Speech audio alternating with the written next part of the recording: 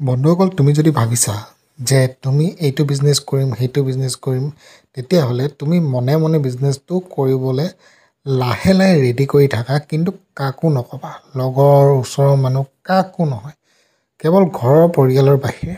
এবাৰ যদি তুমি ভুলতে কৈ দিয়া মই এইটো কৰিম ভাবিছোঁ, কেনেকুৱা হ'ব?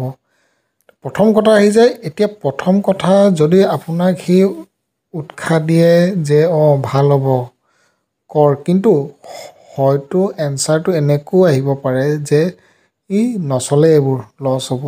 গতিকে এইবোৰ ৰিস্ক লোৱাতকৈ লোকত পৰা আপুনি অপিনিয়ন বা পৰামৰ্শ লোৱাৰ কোনো প্ৰয়োজন নাই। ঘৰৰ পৰিয়ালৰ পৰা পৰামৰ্শ ল'বা।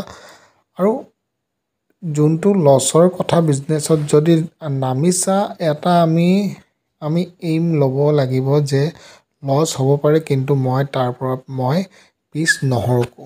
কাৰণ চাওক, বিজনেছত ৰিস্ক ল'ব লাগিবই।